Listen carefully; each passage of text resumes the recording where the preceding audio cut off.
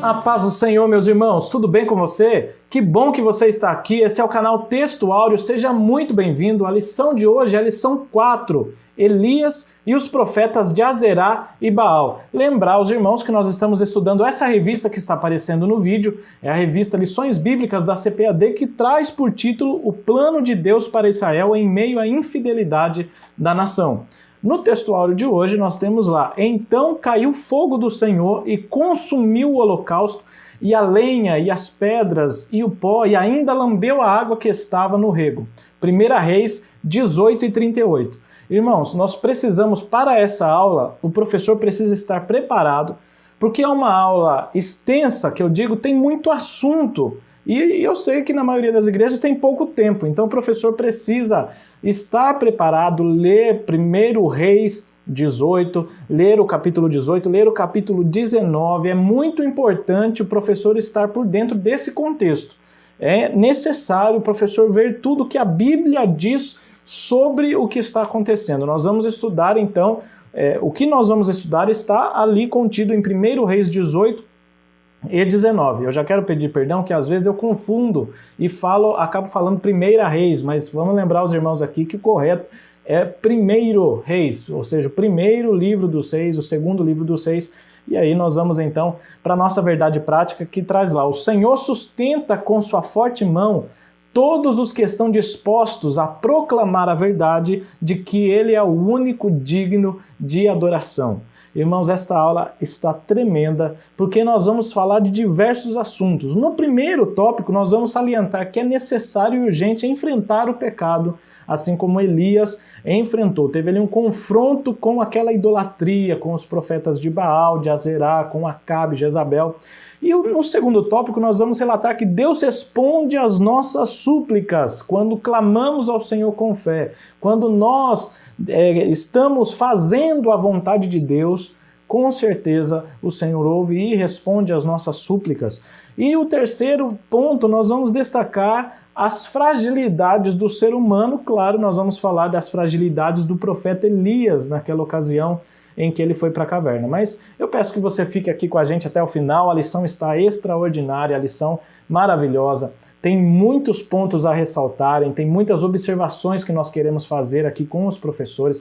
Lembrando sempre que aqui o professor vai ter uma aula que prioriza a palavra de Deus, né? Nós priorizamos aquilo que está na Bíblia, e do começo ao fim desta aula nós temos 3 dinâmicas de grupo. O professor pode levar para a sua sala para dinamizar a aula, para fazer com que os alunos interajam. Tem alunos que só aprendem interagindo quando há perguntas, quando há alguma atividade. Tem alunos que só aprendem vendo, por isso nós disponibilizamos os slides aqui embaixo na descrição do vídeo, aqui no YouTube. O professor pode baixar esses slides gratuitamente, levar para a sua sala, colocar lá no Datashow. E eu vi que vários irmãos imprimem também, levam para a sala, também é uma opção de levar, imprimir, para que fique visível para eles. Tem vários desenhos e visual a gente geralmente guarda mais, né? E também nós temos um material riquíssimo. Esse material dessa semana, ele está com quase 30 páginas, é um material muito rico, extenso, tem muita citação, ou seja, conteúdos extras que nós extraímos de outros livros que falam a respeito dessa passagem. Nós já extraímos as frases, as citações, para que o professor tenha uma visão mais ampla, de acordo com o que alguns comentaristas disseram a respeito desta passagem em especial que vamos estudar hoje. E temos também as definições de diversas palavras, tudo incluído nesse material. Ao final estão as 3 dinâmicas, material para ser impresso. Eu sei que demora um pouco para começar o vídeo, mas todo esse conteúdo que nós temos aqui é para abençoar a tua vida, para você levar para a sua sala de aula. Então eu já, em forma de gratidão, eu peço que você clique no joinha, no like e no gostei, só como gratidão. E aí você vai estar nos ajudando para que esse vídeo alcance outros professores. Só de você deixar o seu joinha aqui embaixo já faz com que o YouTube entenda que esse é um conteúdo importante e que mais pessoas precisam ver. E aí ele passa a distribuir para mais e mais professores. Não esquece de se inscrever, porque toda semana, permitindo Deus, tem vídeo novo aqui e você vai ficar sabendo, vai ficar por dentro de todas as novidades do nosso canal, tá certo?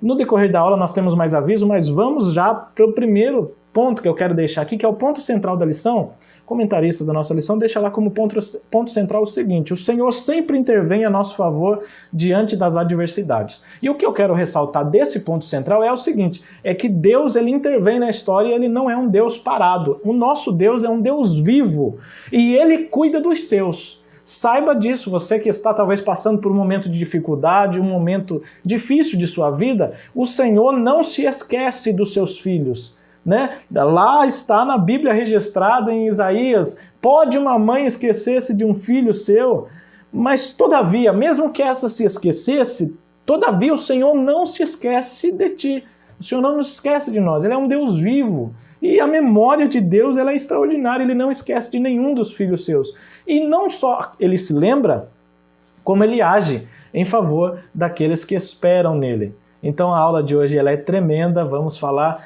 muito sobre essa questão de oração, de resposta, nós vamos ser edificados, essa é a intenção dessa aula, é ser edificados através da palavra de Deus, que você, professor que está assistindo, também se alimente dessa palavra, viva essa palavra, para que no domingo você possa, ou no dia que você dá a escola bíblica, você possa estar preparado e edificado com essa palavra. É muito bom quando nós absorvemos esta lição primeiro e praticamos em nossa vida, depois nós vamos e falamos esta lição, claro, o Espírito Santo que vai tocar nos corações, mas é muito importante que nós mesmos apliquemos ela na nossa vida antecipadamente, né? Isso é importante.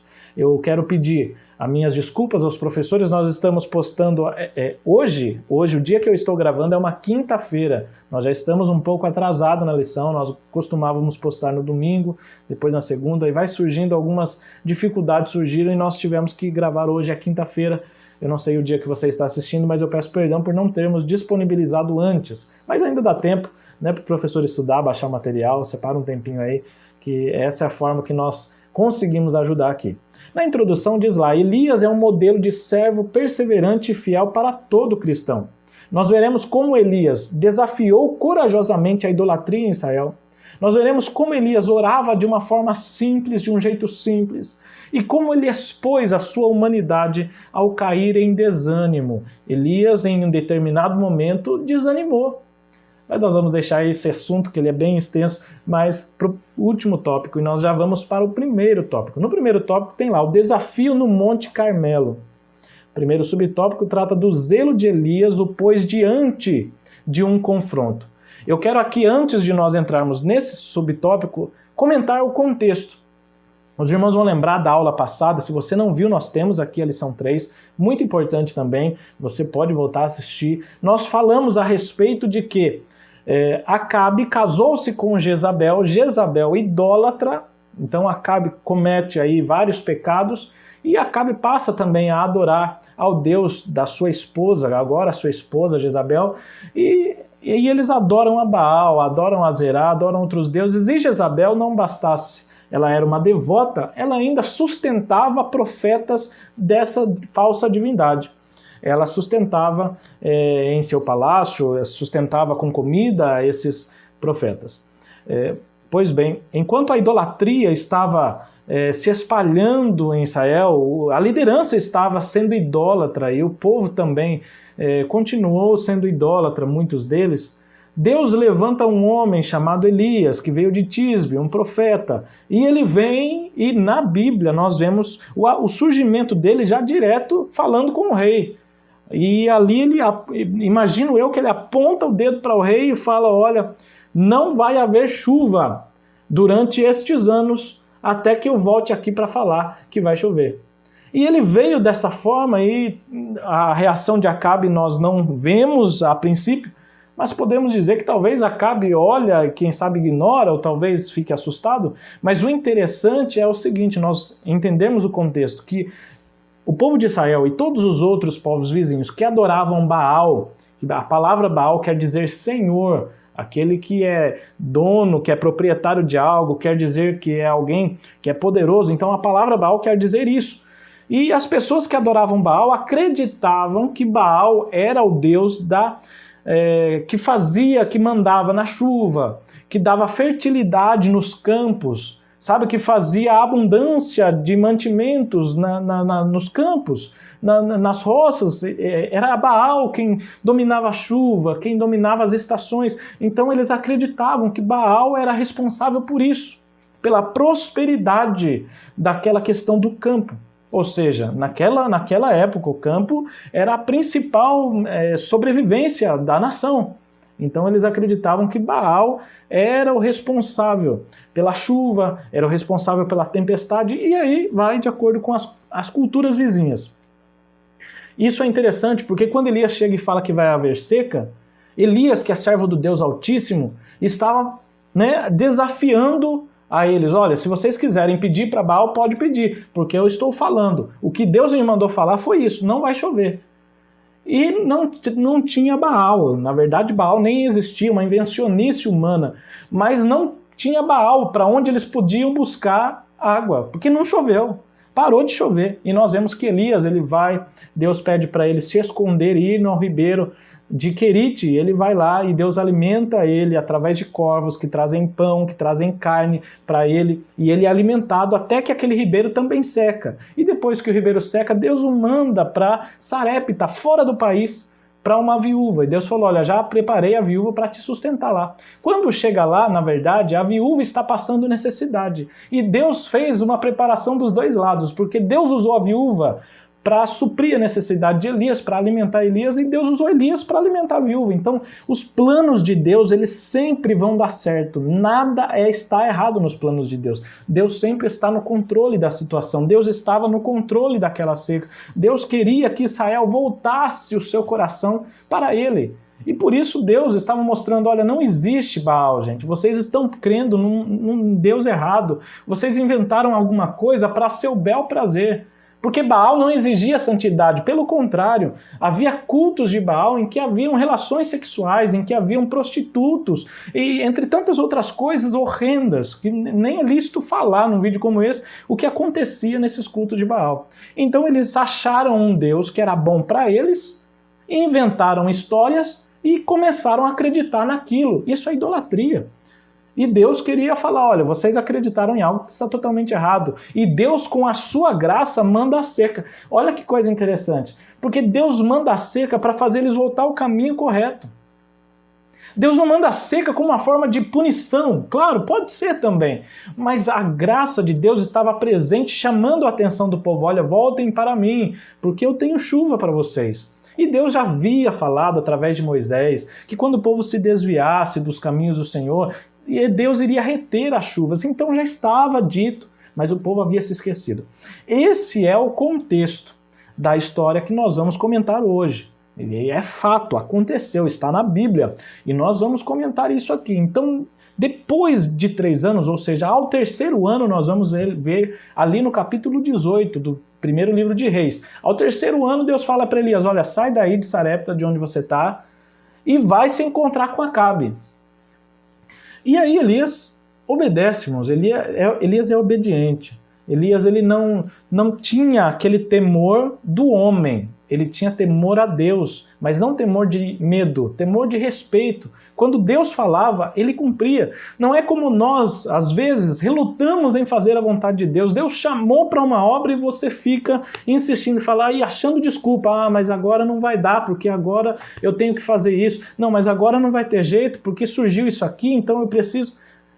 Nós sabemos o que é idolatria, né, irmãos? Todos nós aqui, quem está assistindo, sabe o que é idolatria. Idolatria é colocar a sua vontade acima da de Deus. Colocar qualquer outra coisa no lugar de Deus. Dar a honra que era para ser dada para Deus, você está dando para outra coisa. A atenção que era para ser dada a Deus, você está dando para outra coisa. A gratidão que era para ser entregue a Deus, você está entregando para outra coisa, para outra pessoa, para você mesmo. Isso é idolatria.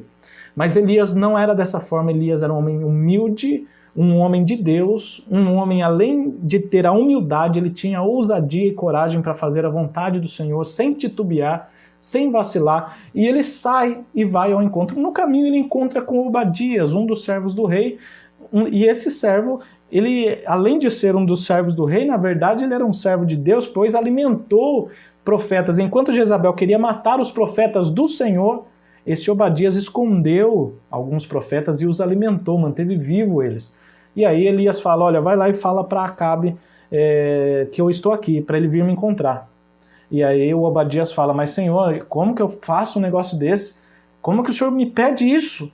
E se quando eu for e Acabe vir aqui, o Espírito do Senhor levar você para outro lugar, meu Senhor, levar o Senhor para qualquer outro lugar e ele não me achar, ele vai me matar.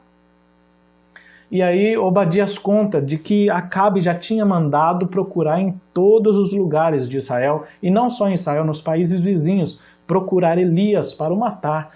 Acabe queria Elias e mandou procurar. Eu acredito que o exército saiu procurando por todas as nações. Diz a Bíblia que ele fazia jurar que Elias não tinha passado por ali. E olha que interessante que Elias, quando se escondeu no ribeiro de Querite, estava dentro de Israel e eles não o encontraram. Olha que interessante que Elias foi para a terra da onde veio Jezabel. E lá em Sidom, lá na terra dos fenícios, lá eles também não encontraram Elias, porque Deus, irmãos, tem situações em que nós não estamos em evidência, é porque Deus está nos escondendo e cuidando de nós e nos guardando. Eu estou falando tudo isso aqui como uma introdução desse tópico, porque é necessário nós comentarmos como Elias foi cuidado por Deus e como Elias era um homem que fazia a vontade do Senhor.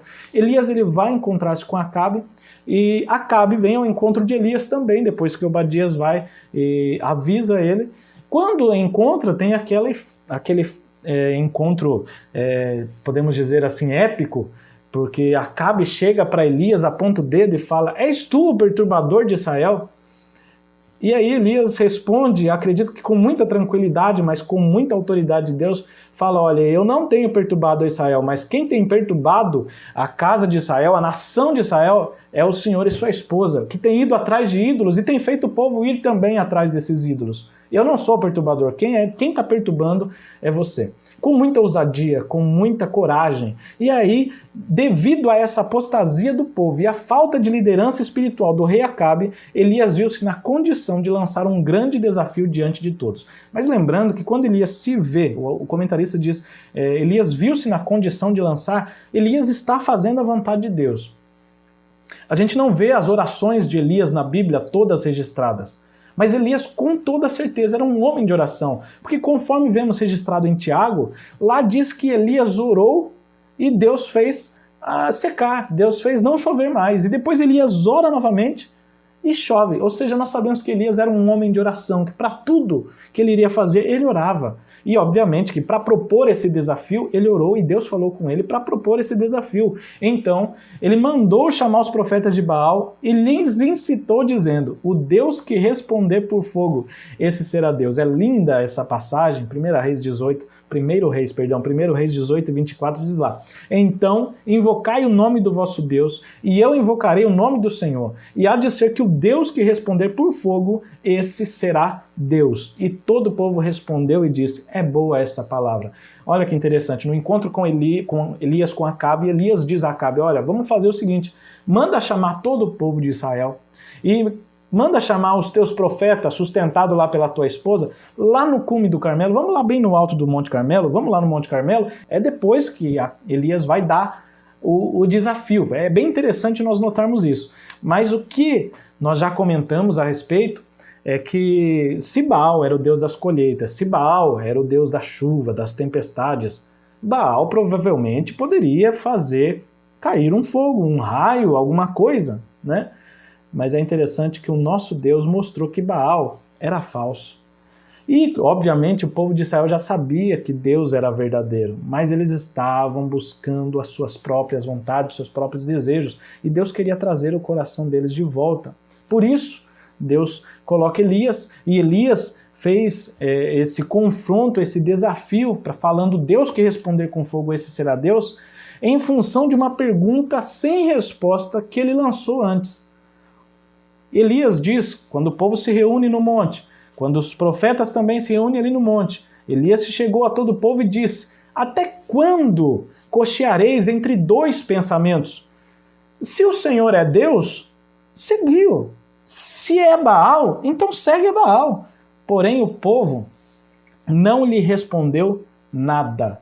O povo ficou calado, um silêncio que fazia muito barulho, aliás.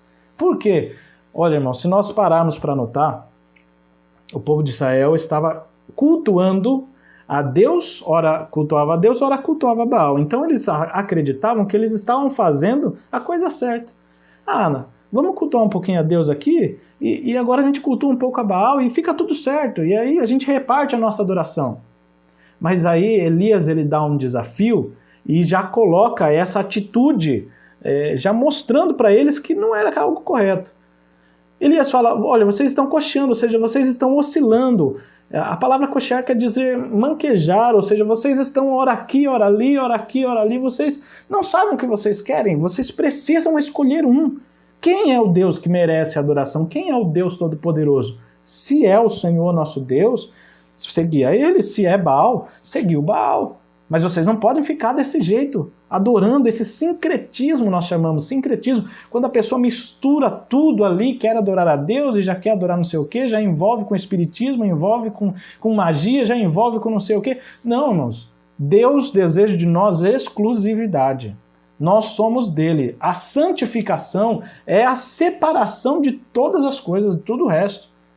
E essa separação é exclusiva a Deus. Sem santificação, aliás, o texto bíblico diz, ninguém verá a Deus. Então nós podemos ter a certeza de que quando Elias falou aqui, Elias falou, olha, vocês têm que decidir quem vocês vão adorar. Não dá para adorar dois deuses. Não existe essa possibilidade.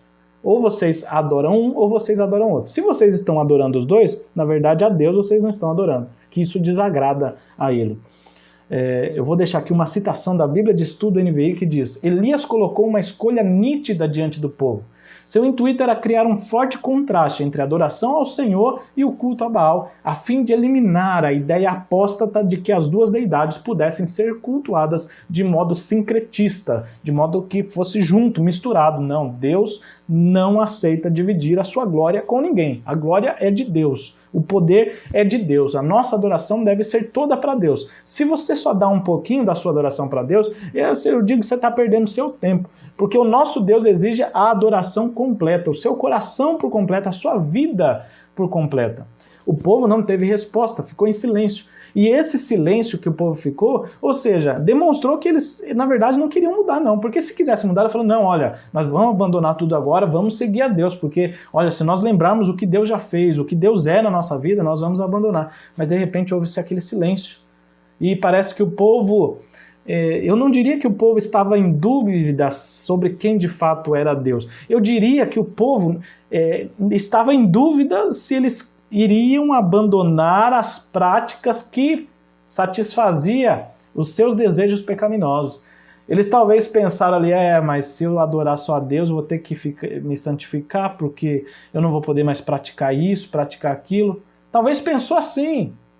Mas esqueceu-se de que Deus é um Deus de amor e nós não adoramos a Ele por obrigação, nós adoramos a Ele porque o amamos. Nós não obedecemos os mandamentos para cumprir uma tabela, não, nós obedecemos os mandamentos porque amamos aquele que deu a vida por nós lá na cruz e por Ele nos amar dessa forma, nós o amamos agora e nós entregamos a nossa vida toda nas mãos dEle e fazemos a vontade dEle com amor. Elias tinha amor a Deus e é isso que o fez ser corajoso, é isso que o fez fazer a vontade de Deus, amava a Deus, conhecia Deus e é isso que nós precisamos. O povo ouviu falar de Deus, mas conhecer de fato parece que não conhecia ou queria fazer a sua própria vontade. Lembrar mais uma vez, a idolatria é quando nós queremos fazer a nossa própria vontade. Então toda idolatria, ela tem o nosso ego inchado. Vamos tentar discernir aqui, olha, pense, uma pessoa que idolatra imagens de esculturas, por exemplo, tem uma imagem de escultura, por exemplo, faz orações para que ela crê que aquela imagem faz alguma coisa. Na verdade, ela está, sim, adorando aquela imagem, mas a imagem é uma falsa ideia, a gente pode dizer, de alguma coisa, ela tem uma crença, mas a pessoa preferiu, ela escolheu dar a sua adoração para ela. Então a pessoa está fazendo a sua própria vontade. E quando a gente faz a nossa própria vontade e esquece a vontade de Deus, nós estamos idolatrando. E isso pode ser para qualquer coisa. Há idólatras sim em nosso meio. Há idólatras no meio da igreja evangélica. Embora não tenha imagem de escultura, mas tem cantores, mas tem pregadores. Mas tem, às vezes, a pessoa ela tem o trabalho como uma idolatria. porque ela vive 24 horas trabalhando, porque aquilo é mais importante. Então, se Deus chama ele, olha, você precisa fazer isso hoje, vai lá. E não, hoje eu tenho que trabalhar, hoje eu não posso, hoje eu tenho que fazer isso, meu cronograma já está fechado. Está idolatrando a si mesmo. A idolatria, então, é você deixar Deus e fazer a sua própria vontade. Agora, a sua adoração, para quem você vai direcionar, se é para um parente, se é uma pessoa famosa, se é uma imagem de escultura, se é um sentimento. Tem pessoas que fazem isso. Aí tem vários tipos de idolatria, podemos assim dizer, mas tudo começa quando nós abandonamos a vontade de Deus, abandonamos a Deus e vamos fazer qualquer outra coisa. Por mais que professemos ser cristãos, mas às vezes estamos igual a Israel. Estamos adorando a Deus na igreja. Quando saímos de lá, aí que fazer vontade de Deus, nada. Eu quero fazer a minha vontade. Eu vou fazer isso. Já tem um cronograma na semana. Quando começa o ano, eu falo, esse ano eu vou fazer isso. Se esquece de falar, se Deus permitir. Ou esquece de entregar o ano nas mãos de Deus e falar, Senhor, é da tua vontade que esse ano seja assim. Como que o Senhor quer que eu viva para o Senhor este ano? Eu sei que está sendo bastante extenso esse primeiro tópico, irmãos, mas nós precisamos pontuar essas questões que são importantíssimas na lição. Josué 24:15, nós temos um confronto também que Josué confronta o povo de Israel e ele diz assim, olha, porém, se vos parece mal aos vossos olhos servir ao Senhor, então vocês escolham hoje a quem servais. Se os deuses a quem serviram vossos pais, que estavam da além do rio, ou os deuses dos amorreus em cuja terra habitais, e aí ele toma uma posição de homem de Deus, ele fala, porém eu e a minha casa, a minha família, nós vamos servir ao Senhor, nós já decidimos, nós estamos fechados com Deus, nós não vamos abrir mão, nós não vamos entregar a nossa adoração a outros. Se vocês acham que é ruim servir a Deus, vocês escolham, mas por favor, escolham, não fiquem achando que dá para fazer as duas coisas, tem que escolher. Você quer servir ao Deus dos amorreus? Serve. Se você quer servir a Deus, serve. Não dá para servir a Deus pela metade. É Deus.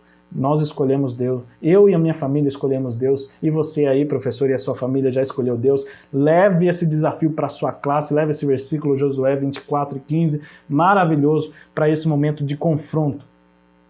Eu vou deixar aqui uma citação do autor por sobrenome Getz. Os irmãos que quiserem, nós temos todas as referências bibliográficas no nosso material, lá está certinho descrito o livro de onde nós retiramos, e ele diz assim, houve silêncio total, as pessoas se recusaram a fazer uma opção, o que não deixa de ser uma escolha, eles decidiram continuar com as suas práticas pagãs. Não escolher ou não decidir ou não tomar uma atitude já é uma escolha, e essa escolha não agrada a Deus. Não escolher Deus, claro que não vai agradá-lo. Se você, quando é perguntado, quer aceitar a Jesus Cristo como seu único e suficiente Salvador e Senhor da sua vida, e a pessoa fica pensando, e agora não é hora. Ou seja, ela já não quer, ela quer continuar do jeito que ela estava. É o que aconteceu com Israel naquele momento. E uma citação da Bíblia de Estudo e Aplicação Pessoal diz que Elias desafiou o povo a assumir uma posição, a seguir quem fosse o Deus verdadeiro. Por que tantas pessoas hesitavam entre duas escolhas? E aí a própria Bíblia de Estudo ela responde assim, talvez algumas não tivessem certeza. Muitas sabiam que o Senhor era Deus, mas gostavam dos prazeres pecaminosos e outros benefícios que resultavam de seguir Acabe em sua adoração idólatra. É importante assumir uma posição a favor do Senhor. Se apenas acompanharmos o que é agradável e fácil, um dia descobriremos que estávamos adorando um falso Deus, nós mesmos. Nós estávamos escolhendo a nossa própria vontade. Hoje está acontecendo isso, irmãos. As pessoas, elas vão em uma igreja onde prega a palavra, onde a palavra é ministrada, e tem pessoas que não querem seguir esta palavra. E aí eles vão para um lugar que melhor o adequa e falam, olha, aqui dá para fazer a minha vontade legal e ainda eu saí com o nome de crente. Aqui vai ficar bom, hein? Porque aqui, ó, eu estou fazendo tudo o que eu quero, mas aí eu vou no final de semana na igreja, aí eu vou ser crente. E aí, né, quando chegar lá no dia do juízo, eu falo, ó, Senhor, mas eu estava na igreja, irmãos. Às vezes tem gente que pensa assim, e muita gente está querendo fazer a sua própria vontade. Deus te chamou para uma missão.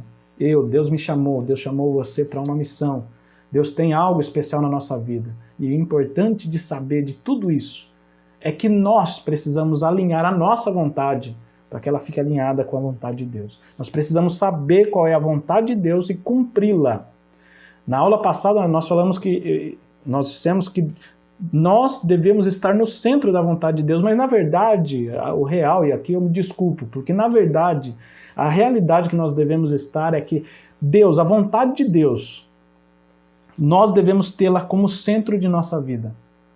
A nossa vida deve ser direcionada de acordo com a vontade de Deus. E é dessa forma que tem que ser, é dessa forma que Elias vivia e o povo de Israel estava vivendo ao contrário, em sua maioria.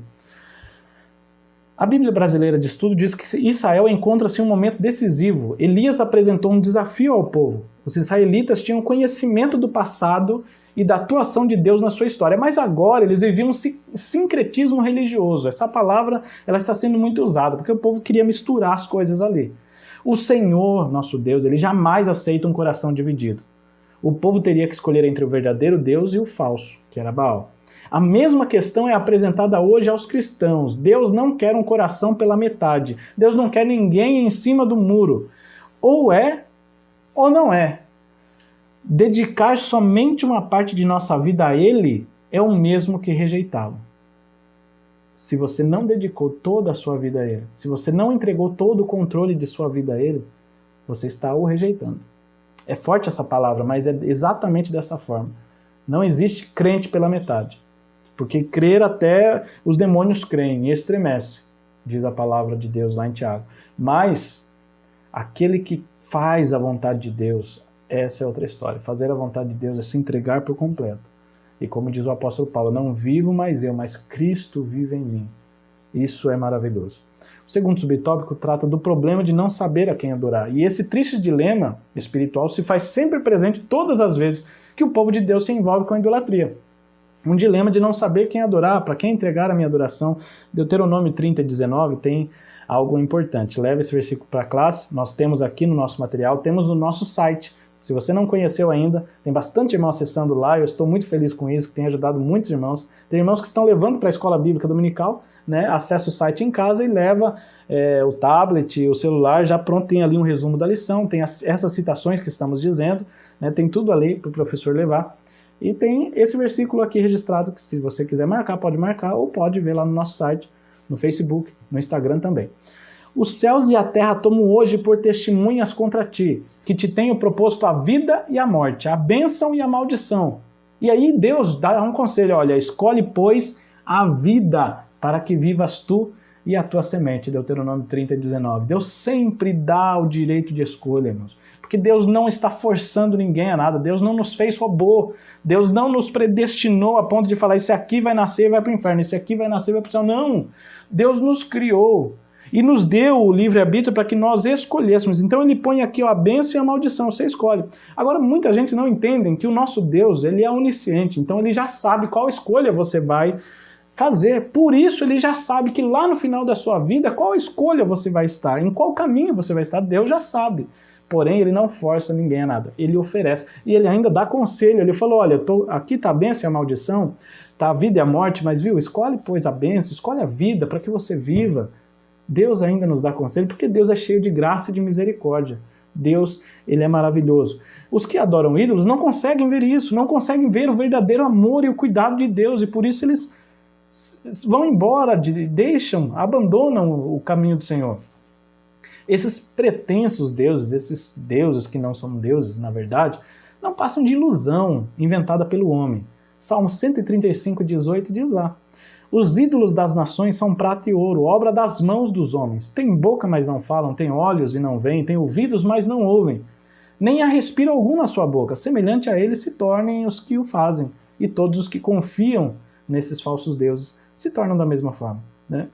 Os ídolos não precisam necessariamente, é importante ressaltar isso, que eles não precisam ser um objeto, ser físico, alguma coisa física, pois eles podem estar camuflados no coração humano a fim de controlarem as decisões e toda a vida de uma pessoa. E aqui, mais uma vez, eu quero citar para os irmãos. Você quer saber se você está sendo um idólatra, praticante de idolatria? Você quer saber? Pegue o tempo que você tem livre da sua vida e veja como é que você reparte o seu tempo. Com quem que você distribui o seu tempo livre? Nós temos o tempo de trabalho, horas normais de trabalho, para ganhar o nosso salário, para ganhar o sustento e tudo isso. É obviamente que foi Deus quem deu, foi Deus quem permitiu que nós trabalhássemos. Mas depois desse horário de trabalho, o que você faz no horário livre? O que você faz no dia de descanso, no dia de folga, alguns folgam no domingo, outros folgam no sábado, outros folgam na segunda, não importa, mas você tem um dia de folga, é necessário ter. O que você faz nesse dia? O que você tem feito? E aí, quando você separar e começar a prestar atenção, olha, eu dedico muito tempo a jogos, você está idolatrando os jogos. Eu dedico muito tempo a determinada coisa, sei lá, a assistir muito filme, eu assisto muito filme. Você está idolatrando, porque nós não podemos esquecer que nós vivemos para Deus. E a nossa vida é dedicada para Deus. E tem pessoas que são ateus praticantes, vivem como se Deus não existisse e acabam deixando Deus de lado, quando na verdade teríamos que dedicar todo o nosso tempo ao Senhor. Então, se Deus não está tendo prioridade no uso do seu tempo, você não está adorando a Deus como deveria. Se ele não tem a primazia, ou seja, o maior espaço preenchido é com Deus, você não está adorando a Deus acima de todas as coisas. Tem outras coisas que você colocou acima. Então tomemos cuidado, vamos analisar a nossa vida. O Senhor precisa estar no topo da nossa lista, na prioridade máxima de nossa vida. Devemos dedicar a Ele não só tempo, mas tempo de qualidade. E não só isso, toda a nossa adoração, louvor deve ser dado a Ele. Eu vou deixar mais uma citação da Bíblia de Estudo e Aplicação Pessoal que diz: os profetas de Baal, passado meio-dia, profetizaram. E mesmo assim ninguém lhes respondeu. Seu Deus estava em silêncio, porque não era verdadeiro. Os deuses que podemos ser tentados a seguir não são ídolos de madeira ou pedra, embora alguns ainda sigam, mas são igualmente falsos e perigosos, porque fazem com que confiemos em outras coisas ou pessoas que não Deus. Poder, posição social, aparência, posses materiais podem se tornar nossos deuses se dedicarmos nossa vida a eles. Mas quando chegamos a momentos de crise e desesperadamente clamamos a esses deuses, eu tenho dinheiro, eu tenho um seguro de vida, eu tenho isso, tenho aquilo. Quando você chega no momento que precisa, só há silêncio. Eles não podem oferecer respostas verdadeiras, nem orientações e nem sabedoria, porque Deus é o dono da vida, o dono da sabedoria, é Deus quem nos dá a orientação correta, é Deus quem nos guia para o caminho certo. Jesus nos alertou sobre isso, a respeito de servir a dois senhores. Mateus 6,24, o próprio Jesus dizendo, ele diz: ninguém pode servir a dois senhores, porque ou há de odiar um e amar o outro, ou se dedicará a um e desprezará o outro. Não poder servir a Deus e a Mamon. Não tem como dividir a atenção, e esse mamão refere-se ao dinheiro. Nós não podemos servir a uma coisa e a outra. Ou você escolhe Deus, ou você escolhe outra coisa. Deus quer que nós nos santifiquemos. E santificar também tem o sentido de dedicar, dedicação. Ou seja, me separar para aquilo, gastar tempo com aquilo. Gastar não, investir tempo no Senhor, agradecer a Deus com o nosso tempo, com a nossa vida. É tão glorioso isso, tão maravilhoso. O terceiro subtópico fala do desafio do fogo. Elias tinha certeza de que Deus era com ele e por isso propôs o desafio, de acordo com a vontade de Deus, conforme Deus já o havia orientado. E ele disse, olha, o Deus que responder com fogo, esse deve ser adorado, esse vai ser Deus. E quando pessoas como Elias são tão íntimas de Deus que elas são guiadas para aquilo que o Senhor quer fazer. Quando nós nos tornamos íntimos do Senhor, nós sabemos as suas vontades, os seus gostos, aquilo que Ele vai querer fazer através de nós, e aí nós caminhamos no caminho certo. É como quando nós andamos com um amigo muito tempo, né? Quem é casado sabe, quem é casado há muito tempo, sabe os gostos do marido, sabe a fala, o jeito de falar, o jeito que gosta de fazer, que gosta de ouvir, o que gosta de comer, assim por diante. Quanto mais tempo nós passamos com Deus, mais nós vamos conhecer a sua vontade. E aí nós seremos guiados em direção à sua vontade. Nós seremos guiados de acordo com aquilo que Ele quer. E é isso que é maravilhoso. Por isso que nós entendemos que Elias era um homem dedicado a Deus. Ele passava tempo com Deus. Apesar de na Bíblia não aparecer os momentos em que ele passava com Deus, assim, orando. Mas eu tenho certeza de que Elias era um homem que vivia orando. Orar é importante. Dedicar o tempo ao Senhor, falando com Ele, é importantíssimo, e Elias fazia isso. E obviamente que foi a vontade do próprio Deus de lançar o desafio, para mais uma vez mostrar ao povo de Israel que Ele era, sempre foi e sempre será o único Deus verdadeiro a quem deveria servir. É importante ressaltar a síntese do tópico 1, nesse ponto, antes de nós passarmos para a dinâmica, que diz assim: assim como Elias confrontou os profetas de Baal diante da idolatria, os servos do Senhor, nós devemos estar dispostos a confrontar todo tipo de pecado, de idolatria, de erro, de heresia, assim como iremos fazer nessa aula. Por isso, professor, se prepare para ser usado por Deus, não esquecendo de que o Espírito Santo está aqui comigo, está com você, estará presente na aula para te usar, para te abençoar naquele momento, para que você passe de uma melhor forma possível. E aí ele também trabalha nos corações, para que os corações estejam receptivos. É o Espírito Santo quem faz isso. Nós somos apenas instrumentos, assim como Elias era um instrumento que se permitia ser usado pelo Senhor. Nós vamos para a dinâmica 1, e essa dinâmica 1 ela tem como título Tomada Falsa. Eu vou chamar aqui, para ficar aqui comigo, a minha esposa, ela vai me ajudar para essa dinâmica. Aqui está minha esposa, né? Para quem não sabe, o nome dela é Maximila, né? E ela está grávida, nós estamos esperando um bebê que vai se chamar Caleb, assim permitindo Deus. Os irmãos, orem a nosso favor, né? Para que dê tudo certo, para que ele venha com saúde. E nós já agradecemos desde já, vários irmãos têm nos enviado presentes, nos tratado com tanto carinho, irmãos, que nós ficamos muito felizes. Deus continue abençoando a vida de cada um dos irmãos. Minha esposa vai me ajudar aqui a fazer essa dinâmica, eu acredito que vai ficar mais fácil da gente entender assim. E para essa dinâmica o professor vai precisar imprimir um papel que está no nosso material. E no nosso material tem isso aqui, ó, são 3 tomadas, desenho de tomadas, sabe esse plug que vai na parede, né? Então são 3 tomadas, 3 tipos. Eu coloquei 3 porque às vezes tem regiões do Brasil que são diferentes, às vezes usa essa aqui ou usa outra. O professor pode escolher qual achar mais bonitinho ou qual tiver na sua região, recorte, e depois de recortar vai ficar dessa forma, ó, recortado. O professor, se quiser, pode fazer até o furinho aqui, ó, porque vai usar, né? Então eu vou usar essa aqui, mas o professor poderia usar qualquer uma das outras 2. E aí o professor vai convidar, primeiro o professor separe e leve para a sala um carregador de celular. Minha esposa está com um carregador aqui. Se o professor tiver 2 carregadores, talvez seja legal para deixar um para cada aluno. Vão precisar 2 carregadores. Se não tiver, se tiver só um, não tem problema. Só um vai resolver. E aí o professor vai levar isso para a sala e vai perguntar na sala quanto dos alunos trouxeram celular. Porque às vezes o aluno vai sem celular, né? Porque na igreja não precisa usar celular. Mas às vezes usa, às vezes, né, a Bíblia está ali, ou às vezes usa alguma coisa. Então pergunte quem trouxe celular. Dos que trouxeram, o professor vai escolher 2. Escolha 2 para que eles venham à frente. E antes de começar a dinâmica, veja se o carregador é compatível, né? A maioria dos carregadores tem essa entradinha e dá certo. O professor já veja antes de começar a dinâmica para ver se dá certo, tá bom? Mas vai ser bem interessante. Parece bem burocrática essa dinâmica, mas vai ser bem interessante. E aí o professor vai pedir para que esses 2 alunos que estão na frente, já com o celular certo, cada um fica de um lado, vai pedir para que eles desliguem o celular, tá ligado aí, amor? Então ela vai desligar o celular, ó, tá ligado. Peça para que o aluno desligue o celular, espere desligar, e aí o professor vai entregar um carregador para cada um deles, nesse período. E o professor também precisa deixar preparado já antes da aula uma tomada que esteja fácil. No nosso caso aqui tem uma extensão. Puxa aí, irmão, por favor. Tem uma extensão, nós puxamos de um lugar que trouxe energia e nessa extensão está funcionando. O professor faça o teste. Se na sua sala não tem uma tomada que esteja à vista, pegue uma extensão, traga aí, que vai ser bem interessante essa dinâmica. Muito bem, desligou, né? Confirme lá com o aluno que desligou. Está desligado, ó, a tela não está funcionando.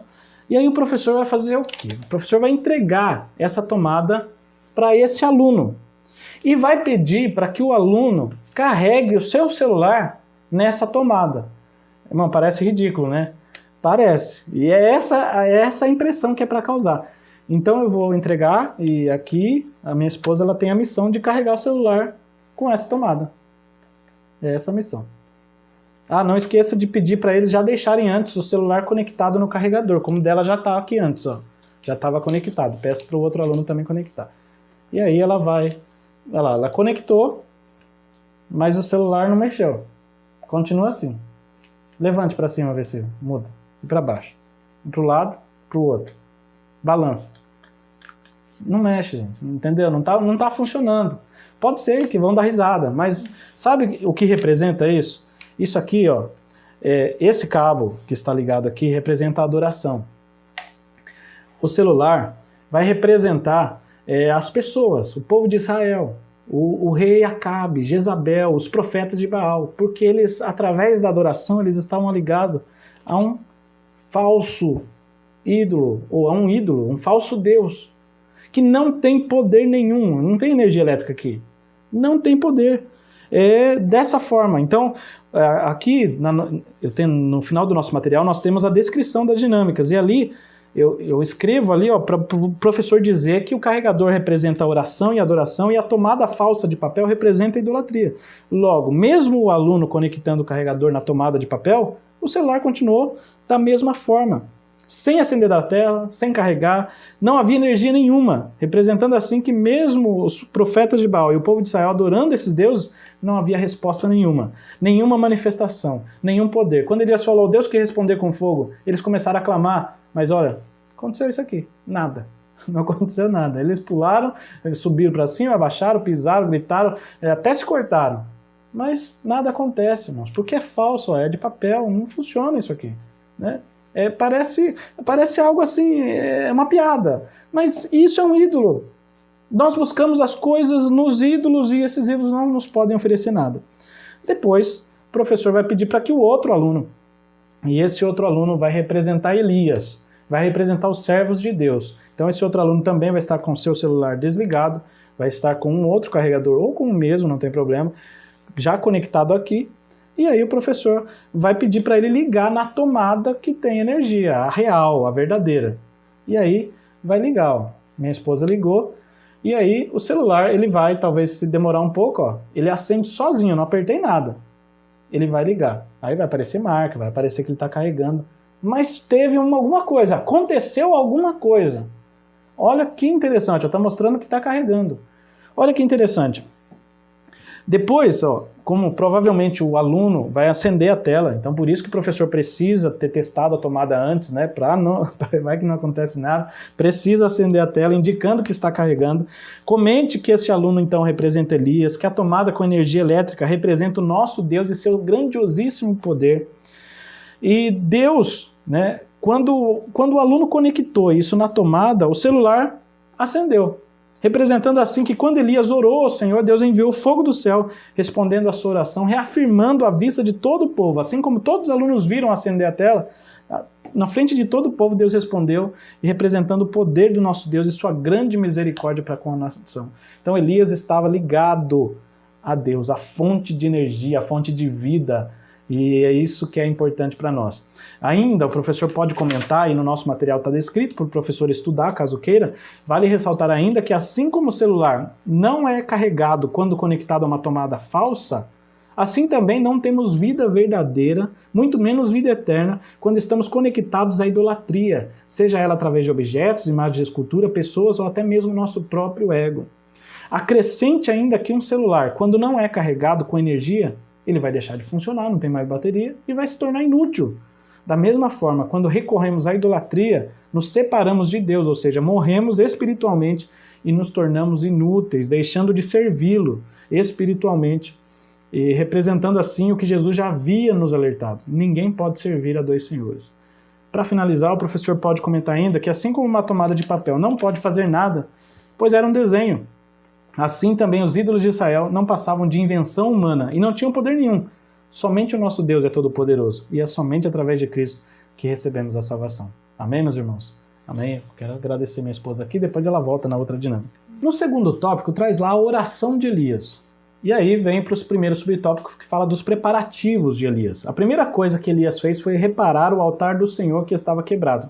Leiamos lá, 1 Reis 18:30. Então, Elias disse a todo o povo: chegai-vos a mim. E todo o povo se chegou a ele e reparou, consertou, pôs em ordem o altar do Senhor, que estava quebrado. Então havia naquele monte um altar do Senhor levantado antigamente, mas devido à idolatria, devido a esses profetas, a todos, eles haviam em algum momento determinado derribado esses altares, porque se nós repararmos lá na frente, no outro capítulo, em 1 Reis 19, quando Deus vai até Elias e fala: Elias, o que está fazendo aqui, Elias? E aí diz Elias: olha, eu tenho sido muito zeloso pelo Senhor, Deus dos exércitos, porque os filhos de Israel deixaram o teu conserto e derribaram os teus altares. Então os altares de Deus que talvez estavam espalhados pelos montes, que eram do Senhor, dedicados a Deus, o povo havia quebrado esses altares, derribado esses altares, era o que diz o próprio Elias aqui. Então havia um altar do Senhor naquele Monte Carmelo, e Elias repara esse altar. Elias não apresentou o sacrifício, nós não cremos assim, que Elias apresentou o sacrifício no mesmo altar do Deus Baal, dos deuses que eles estavam tentando, né, se cortando e pisando em cima. Não, ele reparou o altar do Senhor. Reparem nisso, o altar é do Senhor, o altar que era consagrado a Deus. E isso é importantíssimo a gente citar. Eu vou deixar aqui uma citação de Matthew Henry, e é importante, que diz assim: Elias reparou o altar. Ele jamais usaria o deles, que tinha sido contaminado com as orações de Baal, mas encontrando em ruínas um altar ali, que anteriormente tinha sido usado no culto ao Senhor, ele escolheu reparar aquele, para insinuar a eles que ele não estava ali para introduzir nenhuma nova religião, mas reviver a fé e a adoração ao Deus de seus pais e convertê-los ao primeiro amor que tiveram e às primeiras obras que praticaram. Olha que maravilha! Então, nós temos aí a importância de se reparar o altar. A importância de, antes de entregar a oferta, repare o altar. O próprio Senhor Jesus disse: olha, se você for ofertar algo e você lembrar que algum irmão tem alguma coisa contra você, você deixa ali a tua oferta. Vai lá primeiro, reconcilia com teu irmão, ou seja, conserta o altar, meu filho. Depois você volta e apresenta a tua oferta. É o que o próprio Jesus disse. Então nós devemos reparar o nosso altar, examinar a nós mesmos, para ver se há em nós algo que possamos mudar e entregar aí a nossa adoração, a nossa vida, nos arrepender, nos humilhar. Nós vamos achar falha, vamos. A diferença é se nós vamos reparar esse altar, ou seja, através do arrependimento, falar: Senhor, me perdoe de verdade, de coração, ou nós vamos querer mascarar tudo isso, colocar um pano em cima e continuar adorando a Deus como se nada tivesse acontecido. Isso é muito errado. Então nós aprendemos com Elias que é necessário reparar o altar para que o Senhor responda. Olha que interessante. Elias juntou 12 pedras, que simbolizavam as 12 tribos de Israel. Ele vai lá e junta 12. E aí, se os irmãos repararem, os irmãos lembram, o reino estava dividido, falamos sobre isso. Estavam 10 tribos para um lado e 2 para o outro. Olha que interessante. É um lembrete da divisão. Elias está falando: olha, apesar de tudo, eu quero juntar 12 pedras aqui, e essas 12 pedras simbolizavam Israel como um todo, irmãos. O concerto que Deus tinha feito era Israel como um todo, para que eles se lembrassem que todo Israel devia adorar ao Senhor. Era símbolo da aliança do Senhor, relembrou a unidade do povo de Israel também. Algo maravilhoso que Elias representou através daquelas 12 pedras, representando as 12 tribos de Israel. É lindo demais. Eu quero fazer uma pausa nesse ponto para lembrar que os profetas de Baal já tinham tentado a sua vez primeiro. Elias deixou eles fazer primeiro. Olha, preparem aí um cordeiro, escolham um cordeiro, prepare a lenha, e vocês vão preparar tudo aí, e vamos ver, o Deus que responder com fogo, esse será Deus. Vocês podem clamar, fazer o que quiser. E eles começaram, diz que de manhã foram até meio-dia. Quando chegou meio-dia, Elias falou: olha, clame mais alto, faça alguma coisa, porque talvez o seu Deus esteja viajando, talvez ele esteja ocupado, tirando uma soneca. Elias zombou, mas segundo a história e a mitologia deles, eles falavam realmente isso, que o Deus deles viajava, que o Deus deles fazia isso, assim como um ser humano qualquer, né? Então Elias dá uma zombada neles, fala: gritem mais alto. E aí eles começaram a gritar mais alto, a pular, a se mutilar, a se cortar. Então foi algo terrível feito ali, até chegar ao período da tarde, quando é uma hora, a hora da oferta de manjares. A Bíblia descreve que geralmente era oferecida à tardezinha. Quando chega aquela hora, Elias fala: olha, todo mundo para, vamos parar, acabou por aqui, povo, cheguem aqui. Chamou todo o povo para se juntar mais perto. Vem aqui que vocês vão ver agora quem é Deus de verdade. E ele chega, ele repara o altar do Senhor, chama todo o povo, repara o altar do Senhor, junta as 12 pedras, ele cava uma valeta em volta, uma vala em volta do altar, ele coloca a lenha, ele divide o bezerro em pedaços, ele pede para que se derrame 12 cântaros de água sobre o altar, de modo que ficasse encharcado. Você já parou para pensar nisso? A preparação de Elias demorou, não foi fácil, não foi não. Alguém teve que cavar aquela vala ali do lado e pensar: para que nós estamos fazendo esse negócio aqui? Estou cavando, para que eu estou cavando isso aqui, né? Talvez podia pensar, mas Elias já sabia a vontade de Deus. Olha como é importante saber a vontade de Deus. Às vezes a gente está passando por um processo E às vezes a gente fica reclamando, porque não sabemos o que Deus tem lá para nós, lá na frente. Mas quando estamos junto com Deus, sabemos que todas as coisas cooperam para o bem daqueles que amam a Deus. Então ali ele cava essa vala, coloca a lenha, empilha a lenha certinho, organizadinho, divide o bezerro em pedaços. Aí ele fala, olha, busquem para mim, coloque para mim 4 cântaros de água. O cântaro era um vaso de barro ou de metal que se usava, tinha alça, sabe, era grande. Busquem água. Irmão, você já parou para pensar que estava no período de seca?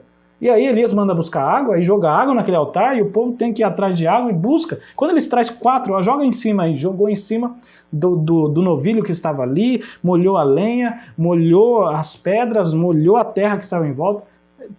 Tem água aqui, mas vai que alguém ainda vai falar que isso aqui é armado? Pega mais 4. E aí o povo vai lá e pega mais 4 e joga de novo. Aí Elias fala, não tá bom, vamos deixar isso aqui bem molhado mesmo, traga mais 4. E diz que encharcou todo aquele novilho, toda a lenha estava encharcada, não tinha como pegar fogo naturalmente, não tinha como, nós mesmos, se tivesse um isqueiro ali, a gente não tinha como, se pegar fósforo, não tinha como pegar fogo, porque a madeira molhada, o novilho molhado, estava tudo molhado, tinha água entre as pedras, tinha água na vala, estava tudo lotado de água. Isso é maravilhoso. 1 Reis 18, do 31 ao 35, narra isso, 1 Reis, narra essa linda história, esse preparativo. E preparar as coisas, irmãos, é muito importante. Elias preparou e nós devemos aprender. E o próprio Deus, se você notar lá em Gênesis, o Senhor também nos ensina isso. Nos dias da criação, Deus prepara todo o cenário e todo o contexto e só no final é que ele vai colocar o homem. Primeiro Deus prepara o ambiente, Deus prepara a alimentação, Deus prepara tudo. E depois coloca o homem. Coloca o homem no jardim. Deus já havia preparado o jardim, depois coloca o homem. E às vezes nós, na nossa vida, fazemos tudo o contrário. Nós precisamos aprender a ser organizados com Deus. Primeiro prepare o cenário, prepare as coisas. Antes de comprar, veja se você tem o dinheiro para pagar. E tem gente que compra e fala, Deus proverá. Não, irmão, Deus não mandou fazer assim, Deus nunca fez assim. Na verdade, Ele sempre prepara o cenário primeiro e depois é que Ele faz aquilo para qual foi feito aquele cenário. Elias preparou todo o altar porque sabia que ia vir fogo, então vamos colocar água aqui, porque eu sei que vai vir fogo. Então nós devemos aprender da mesma forma, prepare o cenário antes, prepare todo o contexto antes, crendo no milagre de Deus para a tua vida, né? Pense bem antes de fazer as coisas, antes de tomar as decisões. Não faça por impulso, mas faça seguindo a vontade de Deus. Segundo subtópico, fala de uma oração confiante. A oração de Elias foi simples e curta, contrastando com as súplicas dos profetas de Baal. Olha como foi a oração de Elias. Sucedeu, pois, que oferecendo-se a oferta de manjares, o profeta Elias se chegou e disse, olha a oração de Elias, ó Senhor, Deus de Abraão, de Isaque e de Israel, manifeste-se hoje que tu és Deus em Israel, e que eu sou teu servo, e que conforme a tua palavra fiz todas essas coisas. Olha só, Elias não fez nada além do que Deus já tinha falado. Responde-me, Senhor, responde-me, para que este povo reconheça que tu, Senhor, és Deus e que tu fizeste tornar o seu coração para trás. Olha que oração linda, e diz que imediatamente desce fogo. O Senhor manda fogo naquele altar que consome todo aquele holocausto, aquele sacrifício, a lenha, e faz tudo ali, e lambe toda aquela água que estava naquela valeta, e seca tudo, e o povo se abaixa, e começa a adorar, dizendo, só o Senhor é Deus. Eles reconhecem que só o Senhor é Deus, e Baal não, é só o Senhor. A Bíblia de Estudo Pentecostal nos traz uma citação dizendo, a coragem e a fé patentes em Elias, nós vemos isso, vemos fé, vemos coragem em Elias, não tem paralelo em toda a história da redenção. Seu desafio ao rei, sua repreensão a todo Israel, seu confronto com os 450 profetas de Baal e ainda os profetas de Azerá, foram embates que ele os enfrentou dispondo apenas das armas da oração e da fé em Deus.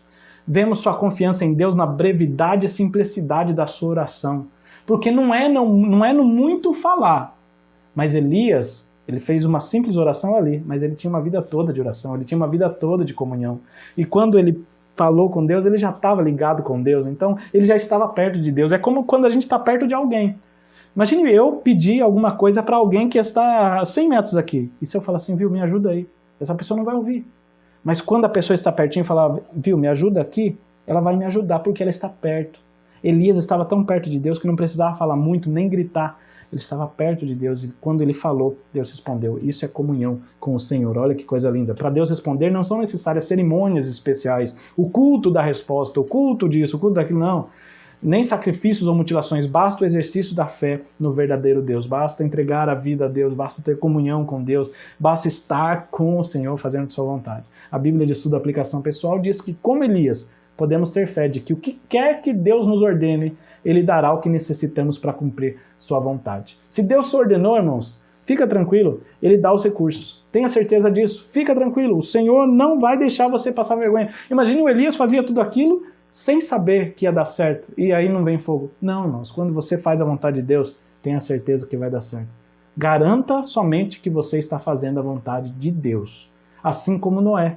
Os recursos, como que vai vir madeira, vou juntar as madeiras, como que vou embalsamar toda essa arca, como que eu vou fazer tudo isso aqui? Deus chamou ele para fazer a missão e Deus garantiu os recursos, Deus garante. Tenha certeza disso. Nós temos vários testemunhos, inclusive contamos na aula passada, e nós vivemos assim, de milagre em milagre, Deus tem nos sustentado para a glória de Deus, e isso é maravilhoso. Nessa oração, Elias expõe o verdadeiro motivo de ter erigido aquele altar e da necessidade de Deus responder com fogo, como já lemos. Senhor, para que este povo conheça que Tu, Senhor, és Deus, e que Tu fizeste teu coração, tornar o seu coração para trás, ou seja, que esse povo se arrependa. No terceiro subtópico, fala da misericórdia de Deus. Na oração de Elias está claro que o desejo de Deus era que seu povo se voltasse para ele através daquela demonstração de poder. Então, obviamente, que a esperança era de que o povo, ao ver isso, se voltasse completamente ao primeiro amor, ao Deus como era antigamente, como eles adoravam antigamente só ao Senhor. E Goethe diz em seu livro a respeito de Elias, os irmãos vão encontrar a citação no nosso livro, também a referência bibliográfica, ele diz assim, o impressionante é que a idolatria aconteceu em Israel geração após geração.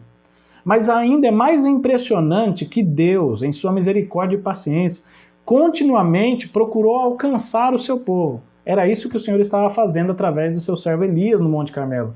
Deus estava mais uma vez dando a eles uma oportunidade de segui-lo, apesar da sua persistente idolatria e imoralidade. Deus sempre indo atrás do seu povo e falando, olha, estou mostrando aqui quem é Deus, quem vocês devem seguir, eu quero cuidar de vocês. Mas Deus sempre dá a oportunidade de escolher. E aí o povo, por mais que falava só o Senhor é Deus, nós vemos que não foi bem isso que aconteceu depois, né? O povo não se voltou totalmente a Deus, né? O propósito de Elias no seu confronto com os profetas de Baal e a oração que se seguiu foi revelar a graça de Deus para com o seu povo. Elias queria que o povo voltasse a Deus. Semelhantemente, João Batista, o Elias do Novo Testamento, tinha como alvo levar muitos a buscarem a Deus como preparação para o advento de Cristo. Por isso que é chamado de Elias, que chamava para o arrependimento. Elias chamou o povo para o arrependimento, João Batista chamou o povo ao arrependimento. E quando desce o fogo, aquele fogo é uma comprovação, não apenas de que o Senhor é Deus, e que Ele está acima de tudo e todos, óbvio, mas de que Ele está dando a Israel uma nova oportunidade de comunhão. Olha, eu ainda sou Deus e ainda me manifesto aqui, ó, na nação de vocês, eu estou aqui, eu me manifesto aqui, vocês precisam me buscar ou me escolher, né? Deus mostrando mais uma vez que Ele é quem manda a chuva, é Ele quem manda o fogo, é Ele quem faz tudo, irmãos, isso é tremendo. Elias queria que Israel soubesse que o principal motivo pelo qual Deus estava prestes a demonstrar seu poder era fazer com que o coração dos israelitas se voltasse para ele. Mais uma vez o Senhor dava um passo para alcançá-los. Deus estava demonstrando sua misericórdia, como já havia feito tantas vezes antes. Ele estava cumprindo fielmente as promessas que fizera aquele povo incrédulo. A reação, como eu já falei, do povo foi unânime, né? Reconhecer que o eterno Deus é Deus verdadeiro. Todo o povo caiu sobre os seus rostos e disse, só o Senhor é Deus. Então devemos, depois disso, depois que aconteceu isso, Elias falou, olha, prendam todos os profetas, e Elias desceu ali no ribeiro e os matou. Porque eu estou dizendo isso, porque a passagem vai tratar sobre isso, né, se os irmãos forem ler, e aí muita gente talvez fala, nossa, mas ele matou todos, mas isso não é errado. Não, irmãos, a lei de Deus está registrado lá em Deuteronômio 13, do 12 ao 15, quando alguém estava envolvido com idolatria, ele tinha de ser apedrejado, tinha que extirpar o mal, cortar o mal pela raiz. Se alguém estava espalhando falso ensinamento, estava querendo que o povo adorasse outras coisas, tinha que matar. E Elias matou os profetas ali naquele momento. O povo prendeu e Elias matou aqueles profetas. Depois disso, Elias fala para Acabe, olha, sobe e come, bebe, né, vai lá, porque eu ouço o barulho de uma grande chuva. E quando Elias fala para Acabe subir, Elias vai orar. Elias sobe lá no alto do Carmelo, num lugar bem alto, e lá ele se prostra. E lá ele ora. E quando ele ora, ele faz a sua oração e ele fala para o moço dele, o servo dele, vai lá ver, lá em direção para o mar, se não vem alguma coisa, dá uma olhada lá na banda do mar. E aí o rapaz vai lá, o moço vai lá, olha e não tem nada. E isso acontece 7 vezes, torna lá 7 vezes, diz a palavra. E sucedeu que a 7ª vez disse ele, eis aqui uma pequenina nuvem, com a mão de um homem, subindo do mar, lá longe. Então Elias, olha aqui que fé, irmãos. Elias vê uma nuvenzinha pequena e ele fala, então ó, você vai fazer o seguinte, filho, você sobe e diz para Acabe, ó, arruma o teu carro e desce. E desce rápido, porque a chuva vem vindo e ela vai te apanhar se você não se apressar. E sucedeu que, entretanto, os céus se enegreceram com nuvens e vento, e veio uma grande chuva. Acabe subiu o carro e foi para Jezreel. Olha que interessante, irmãos, que coisa mais linda é a palavra de Deus, fazer a vontade do Senhor. Nesse ponto nós vamos fazer a segunda dinâmica. E aqui eu vou chamar minha esposa mais uma vez para me ajudar. Essa dinâmica, ela tem por título Oração e Resposta. Nessa dinâmica, irmãos, vai ser interessante, vai tratar a respeito de oração, de resposta, e o professor vai imprimir no nosso material, ó, nós temos lá isso aqui, está escrito ídolo, tem um símbolo de uma pessoa, o professor vai recortar, vai ficar dessa forma, e aí o professor vai dobrar, ó, bem aonde nós passamos um traço, o professor dobre, para que ele possa ficar, ó, sobre a mesa. Ó. E aí o professor vai pegar isso, vai deixar numa mesa ou num canto da mesa de um lado, deixa aí, e vai colocar um copo lá também, daquele lado. O professor convida um aluno, peça para que esse aluno venha, esse aluno vai representar o povo de Israel, os profetas de Baal, que estavam clamando, certo? Para o ídolo. E aí o professor vai chamar um outro aluno e vai entregar para ele uma jarra com água, peça para que ele fique em outra mesa, ou no outro lado da mesa, no meu caso, ou peça para que ele fique em outro lado. E esse aluno vai ficar em pé, do lado dessa mesa, e vai ficar esperando. Esse aluno vai representar Deus. Deus que está com a bênção, com a vida, está ali sempre à disposição, se nós o buscarmos. Então esse aluno vai ficar ali segurando. Aí o professor vai chamar um outro aluno, e esse outro aluno vai ficar de frente para esse aluno que está representando Deus. Nessa mesa, onde esses 2 alunos vão ficar, deixa um copo deitado. Deixa um copo assim, deitado, de boca para baixo, tá bom? E aí o professor vai falar, olha, assim como aconteceu no caso de Elias, vamos deixar que os profetas de Baal comecem primeiro. Então, o professor vai falar para o aluno, olha, você precisa fazer com que seu copo fique cheio de água, sem ir buscar água, só pedindo para esse ídolo aqui. Então, eu vou falar para minha esposa pede para o ídolo. Enche meu copo. E aí ela vai pedir, fala para o aluno, olha, ele não está ouvindo, quem sabe está viajando, faça igual Elias, fale mais alto. Enche meu copo. Enche meu copo. É engraçado, né, irmãos? Mas olha ali, o copo continua vazio. Foi o que aconteceu ali com Elias e os profetas de Baal. Os profetas de Baal clamaram. E o ídolo? O ídolo? O que é o ídolo? Não é nada. Ó, não é nada. E não respondeu, não teve água. Copo vazio, não tem nada nesse copo aqui. Não adiantou. Mas aí, o professor faz toda a representação na nossa descrição da dinâmica, no nosso material. Está tudo escrito certinho, o que representa o quê. Vai ser bem interessante isso. Aí o professor vai para o outro aluno. Então, a minha esposa vai representar o outro aluno, eu vou representar o aluno que representa Deus, né? E ela vai ser como se fosse o profeta Elias. E aí o professor pode perguntar para o aluno assim, como que você vai fazer? Antes, o copo vai estar deitado, né? Lembra? Vai estar deitado ou com a boca para baixo. Fale para o aluno, olha, primeiro você tem que arrumar o seu copo. É a primeira coisa que você vai fazer, deixe ele na posição para receber água. Então o aluno vai lá e vai deixar.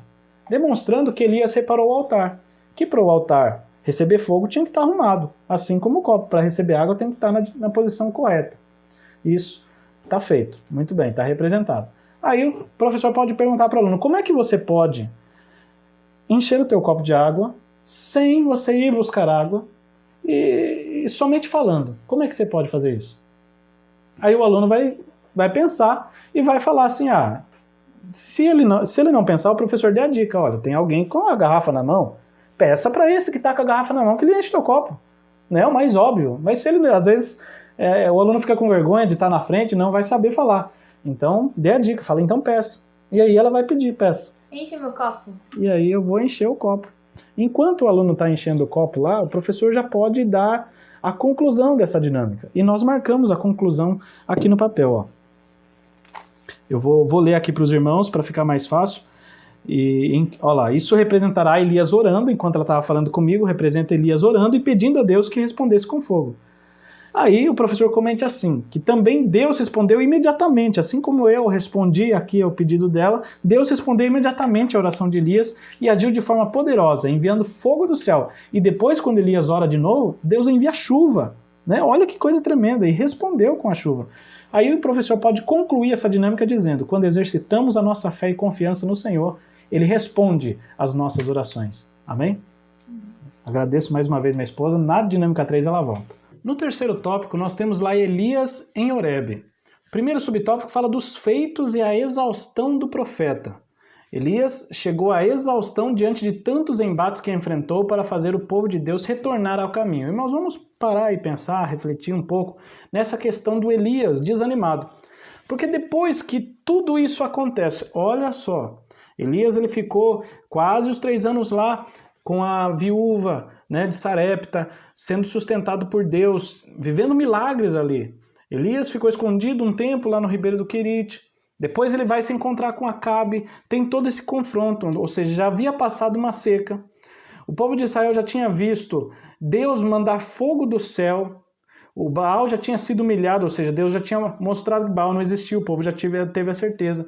Os profetas de Baal, todos mortos agora. Aí Deus envia a chuva, exatamente naquele dia em que Deus manda o fogo, Elias ora e Deus manda a chuva.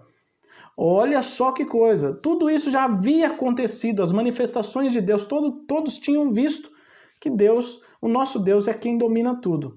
Aí o que acontece? Acabe chega em casa, conta para sua esposa, ela manda uma mensagem para Elias, dizendo, olha, assim me façam os deuses se até amanhã, a esta hora, você não estiver como qualquer um deles. Qualquer um dos profetas, do jeito que você fez. Ou seja, ela estava falando, olha Elias, do jeito que você fez com os meus profetas, eu vou fazer com você vai morrer. Irmãos, enquanto Elias esperava um grande avivamento, provavelmente, penso eu, tá? Mas se fosse eu esperaria um grande avivamento do povo. Esperaria que o rei Acabe se converteria, a rainha Jezabel se converteria, todos ali estariam voltados para Deus, porque agora não resta mais nada, os profetas já foram humilhados, morreram. Não existe Baal, coisíssima nenhuma, senão ele tinha feito chover, senão ele tinha feito cair fogo do céu. Então nós vemos quem era o Deus. E quando nós vemos que a Jezabel era tão maligna a ponto de que ela falou, esse homem, eu vou ter que matar ele, porque não tem jeito, eu não consigo adorar os meus deuses, vou ter que adorar o Deus dele. Ao invés de ela aceitar e adorar ao Senhor, ela fica irada e ameaça Elias. Elias tem que fugir.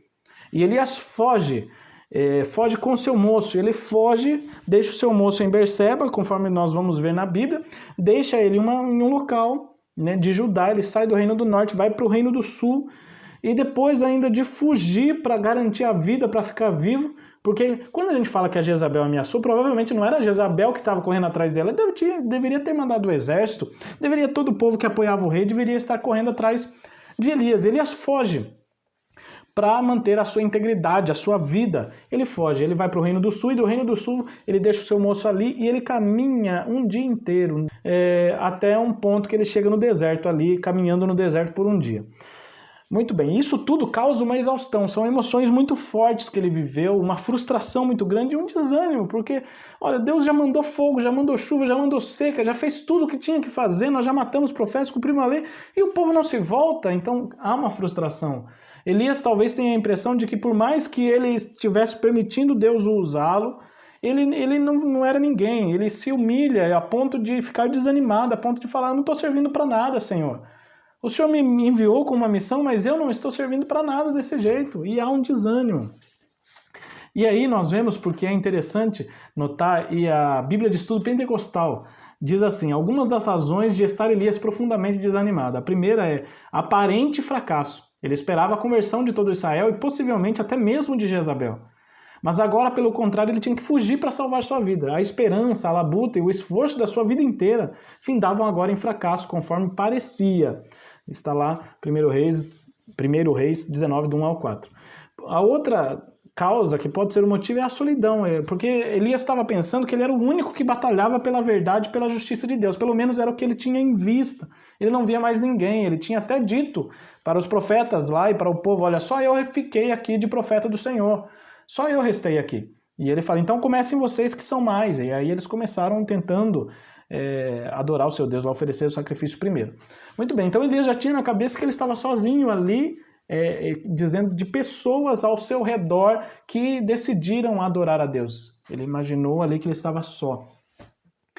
E nós vemos também uma exaustão física depois de uma longa e árdua viagem, está registrado lá em 1 Reis. É bom o professor ler. Mas o que nós devemos extrair disso é que até mesmo os crentes mais fiéis podem vir a sofrer desânimo na sua caminhada. Mesmo depois de serem usados pelo Senhor de forma extraordinária, como foi Elias. Acontece momentos de nós nos pegarmos em desânimo, né? Alguns aí vão citar de depressão, entre outras coisas, mas o que nós vemos ali, todas as características, é que Elias acabou de sair de uma frustração. Elias estava desanimado. Elias, ele passou por um período, e aqui eu não estou minimizando o sofrimento de ninguém, não é isso que eu estou querendo dizer. O que eu estou querendo dizer é que a Bíblia relata para a gente que Elias estava afadigado, ele estava cansado. E aí nós vemos que, mesmo nesses momentos difíceis, o Senhor ainda está conosco. Hebreus, no capítulo 4, versículo 14 e 15, diz lá: visto que temos um grande sumo sacerdote Jesus, Filho de Deus, que penetrou nos céus, retenhamos firmemente a nossa confissão, porque não temos um sumo sacerdote que não possa compadecer-se das nossas fraquezas, porém um que, como nós, em tudo foi tentado, mas sem pecado. Jesus teve fome, Jesus teve sede, Jesus teve cansaço, e Ele sabe como nós sentimos, e por isso Ele nos ajuda em nossas fraquezas. Isso é maravilhoso. Pastor José Gonçalves, em seu livro, Porção Dobrada, ele comenta assim: os homens de Deus também têm conflitos, padecem também dos males comuns a todos os mortais. Todavia, é perceptível que o servo de Deus conta com uma forma de auxílio diferenciado. Ele não está sozinho nesse mundo e por isso não depende apenas dos limitados recursos humanos, irmãos. Quando acabam-se os recursos aqui, os homens, os servos de Deus, nós podemos contar com um recurso extra, que na verdade não podemos nem chamar de extra. Na verdade, Ele é a nossa vida, o nosso tudo, é o nosso Deus. O Senhor se faz presente nas horas conflituosas da vida e presta-nos o seu auxílio. Lemos nos Salmos as palavras. Salmo 46. Deus é o nosso refúgio, fortaleza, socorro bem presente na hora da angústia, nas angústias. Você pode dizer um amém aí, sabendo que Deus está cuidando de tudo. Você estava desanimado dessa aula, não queria mais dar aula, está muito difícil, ou não está entendendo muito o assunto, e você chegou até aqui e falou: eu vou parar, não consigo mais. Deixa eu te dizer uma coisa, Deus entende o teu desânimo. Mas eu quero dizer para você que assim como Deus fez com Elias, tem muita coisa ainda para acontecer na tua vida. Deus quer te usar muito ainda. Há momentos de desânimo. E não está escrito que isso é pecado. Em nenhum momento nós vemos Deus reprovar Elias por esse ato.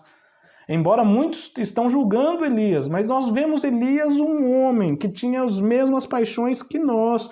Como diz lá em Tiago, Elias, um homem sujeito às mesmas paixões. Tiago 5,17. Tinha os mesmos sentimentos. Então nós também temos. O ser humano tem cansaço físico, cansaço mental, cansaço, tem frustração, e Elias estava.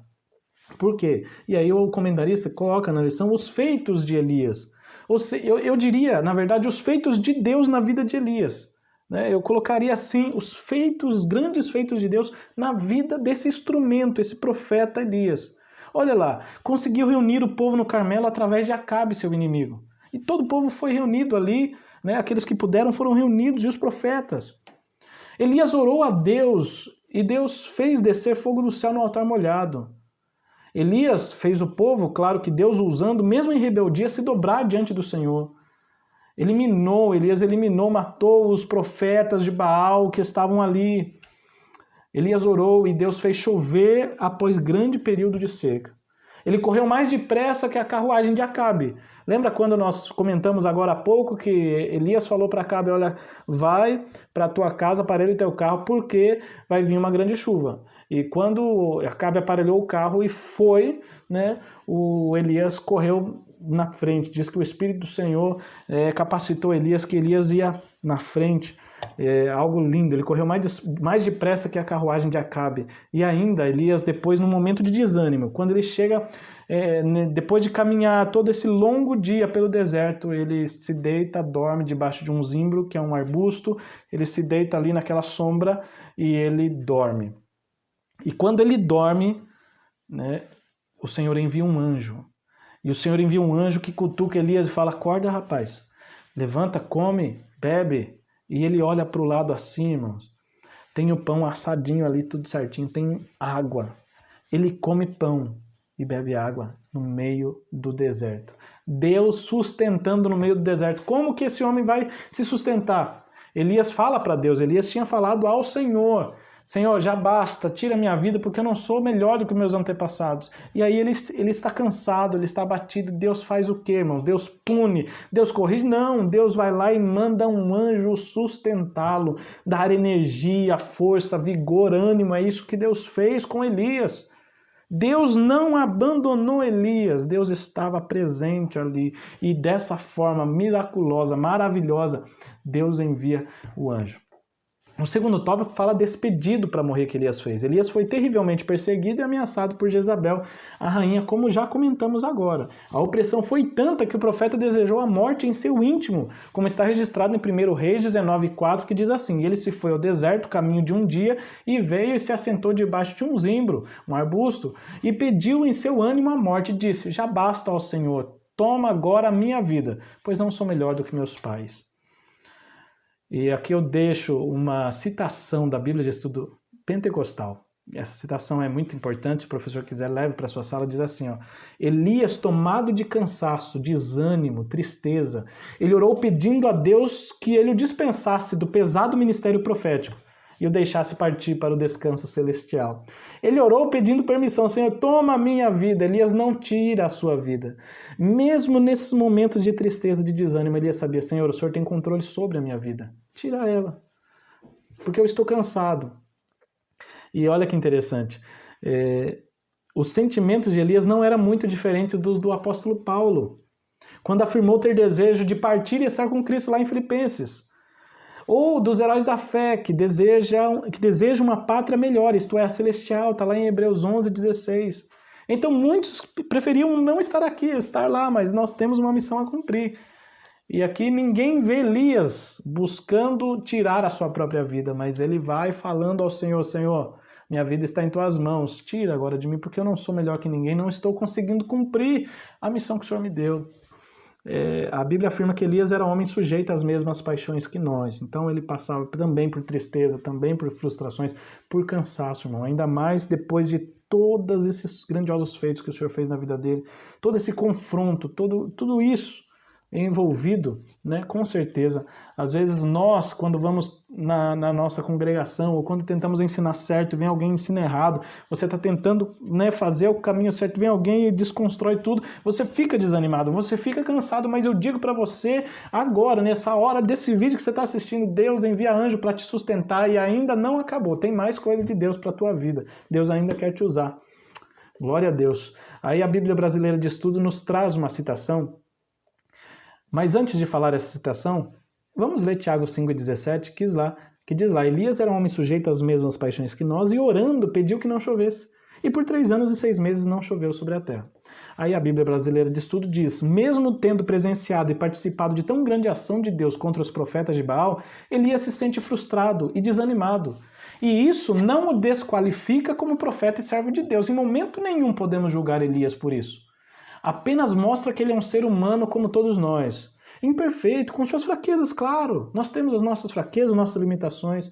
O que é maravilhoso, segundo a Bíblia Brasileira de Estudo, é que Deus não chama a gente perfeita para realizar a sua obra. Mas Ele chama a gente comum e a capacita para fazer coisas incríveis. Deus chamou um profeta lá do meio do povo de Gileade, de uma cidade que talvez ninguém conhecia, bem pouco conhecida, um povoado pequeno. Mas Deus pega aquele homem, você está disposto a fazer a minha vontade? Estou disposto. Mas eu sou simples, não tem problema. Eu quero te usar para fazer coisas incríveis. Olha que tremenda lição que nós temos hoje. Terceiro subtópico fala da resposta de Deus. Deus interveio de uma forma miraculosa, enviando até Elias um anjo que lhe trouxe pão e água, tirando daquela situação de intenso desânimo. Como estávamos falando, o anjo vem e fala, levanta e come, Elias. Levanta, come e bebe. E Elias come, bebe e volta a dormir. Aí o anjo vai de novo, e Deus, acredito que o anjo vai, prepara outro pão, prepara mais água e traz ali, acorda Elias. Elias, levanta, come, porque muito longo é a tua jornada, muito comprido será o teu caminho. E aí Elias come, bebe, e com aquela força daquela comida, com aquela...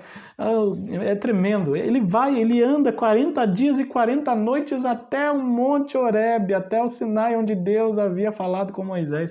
Que coisa maravilhosa, irmãos. É algo assim tremendo. E pessoas ainda querem julgar Elias falando que, né, Deus o sustentou. E mesmo nesse momento, Elias de fraqueza, ele anda, imagine você, depois de um cansaço físico, um cansaço mental, um homem recebe a alimentação de Deus. Deus injeta-lhe não só alimento, mas ânimo nele, e ele anda 40 dias e 40 noites.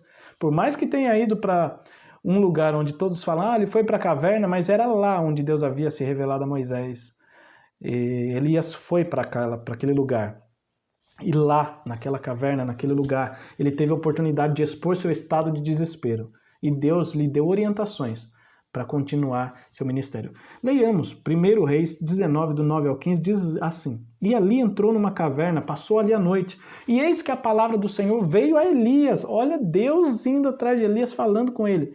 Que fazes aqui, Elias? E ele disse, tenho sido muito zeloso pelo Senhor Deus dos exércitos, porque os filhos de Israel deixaram o teu concerto, derribaram os teus altares e mataram os teus profetas à espada. Eu fiquei só e buscam a minha vida para tirar. E o Senhor disse, sai para fora e põe-te neste monte perante a face do Senhor. E eis que passava o Senhor, como também um grande e forte vento, que fendia os montes, quebrava as penhas. Você já imaginou um vento quebrando rocha se espalhando para todo lado? Porém, o Senhor não estava no vento. E depois do vento, um terremoto que abala tudo. Eu acredito que chacoalha tudo. E Elias ali naquela entrada da caverna, naquela caverna, talvez, quem sabe, vem mais medo ainda. Aí depois do terremoto, e o Senhor não estava no terremoto, depois do terremoto vem um fogo. Imagine você, um fogo passando por ali, irmãos. É raro você ver isso, um fogo que passa pela montanha. Mas o Senhor também não estava no fogo. E depois do fogo, uma voz mansa e delicada. Sabe o que me vem à mente, eu estou falando de mim, o que me vem à mente quando a gente ouve uma voz mansa e delicada, é que quando a voz está baixinha e a voz está delicada, é porque essa voz está perto. Então, por mais que as manifestações que Deus tinha mandado para mostrar a Elias, olha Elias, eu tenho poder sobre o fogo, sobre o vento, sobre a água, você sabe de tudo isso. Mas nesse momento eu estou com você. Uma voz mansa, suave, que dizia, que fazes aqui, Elias? Elias, então, envolve seu rosto na capa, sai para fora, põe-se à entrada da caverna, aí que essa voz diz, que fazes aqui, Elias?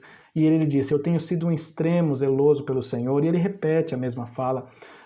E o Senhor lhe disse, olha, vai, ação, volta pelo teu caminho para o deserto de Damasco, vem e unge Azael, rei sobre a Síria, unge a Jeú, filho de Ninsi, ungirás rei de Israel, e também Eliseu, filho de Safate de Abel-Milá, ungirás profeta em teu lugar. Estou levantando alguém para te ajudar e vai ficar no teu lugar.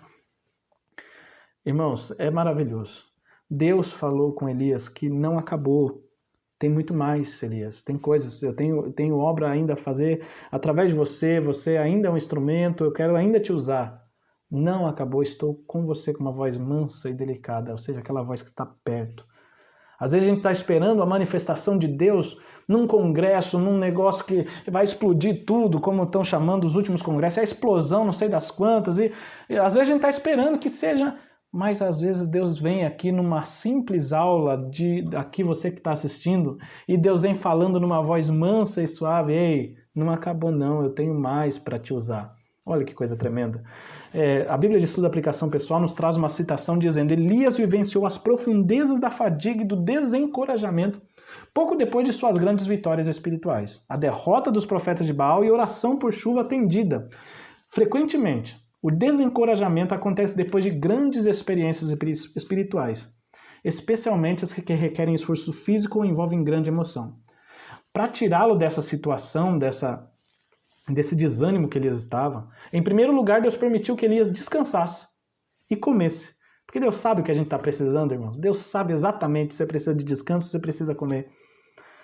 A seguir, Deus o confrontou com a necessidade de voltar à sua missão, transmitir as palavras de Deus a Israel. As batalhas de Elias não terminaram. Ele ainda tinha trabalho a fazer. Quando você se sentir nessa situação de cansaço, de deprimido, triste, abatido, depois de uma grande experiência espiritual, lembre-se de que o propósito de Deus para a sua vida ainda não terminou. Sempre há uma montanha e há um vale. Depois do vale, tem outra montanha, saiba disso. A nossa vida, por mais que tenha altos e baixos, dificuldades e vitórias, mas o Senhor estando conosco, nós chegaremos até o destino. Aleluia. Elias sabe que o som de uma voz mansa e delicada era a voz de Deus. Ele percebeu que Deus não se revela apenas de maneiras poderosas e milagrosas. Procurar a Deus apenas em algo grande, congregações, grandes igrejas, conferências, líderes altamente visíveis. Tem pessoas que só querem essas igrejonas, né? Que tem galeria, que tem 1 milhão de pessoas lá dentro. Não, irmão, não é só ali que Deus opera, não. Deus opera na congregação aí no teu bairro, onde Deus quer te usar. Pode ser equivalente a deixar de vê-lo, porque ele é frequentemente encontrado sussurrando gentilmente no silêncio de um coração humilde. Você está ouvindo a Deus, diz a Bíblia de sua aplicação pessoal. Afaste-se do ruído e da atividade da sua vida agitada e ouça humildemente e silenciosamente sua orientação. Ela poderá vir quando você menos esperar. Irmãos, é interessante que Deus cuidou de Elias de um modo assim todo amoroso. Ele permitiu que Elias dormisse, ele fortaleceu com alimentos, Deus deu uma revelação inspiradora do seu poder e da sua presença, Deus concedeu uma nova revelação e orientação, Deus deu um companheiro fiel e fraterno que era o Eliseu. Em outras palavras, resume a Bíblia de Estudo Pentecostal: quando o Filho de Deus enfrenta o desânimo, no desempenho que Deus lhe confiou, ele pode suplicar a Deus em nome de Cristo que lhe dê força, graça e coragem e o capacite diante de tais situações.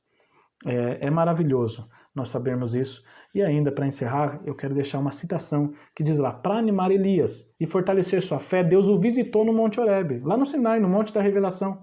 Essa visitação ela foi acompanhada de um forte vendaval, um terremoto, um fogo, como dissemos, mas o Senhor não estava em nenhuma dessas coisas. Pelo contrário, a revelação de Deus veio através de uma voz mansa e delicada.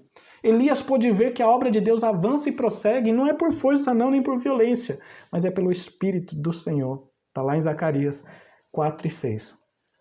De modo algum Deus abandonara seu profeta, nem o seu povo fiel. Pelo seu Espírito e pela palavra eterna, ele traria a redenção, a justiça e a salvação eterna.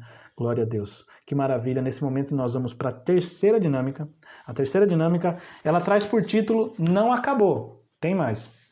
Vou convidar minha esposa para que venha até aqui, para me ajudar mais uma vez. Nessa dinâmica, o professor vai precisar de um caderno que esteja em branco, preferencialmente que seja em branco, e o professor vai imprimir esta folha aqui, ó. Material para impressão, dinâmica 3, está aqui no nosso material, aqui na descrição do vídeo no YouTube. Talvez você está no site assistindo. Vai lá no YouTube, procura lá canal Textuário, veja essa aula lá, e aqui na descrição, aqui embaixo, você vai ver, tem um link lá, material em PDF, você clica, baixa e você pode imprimir isso aqui.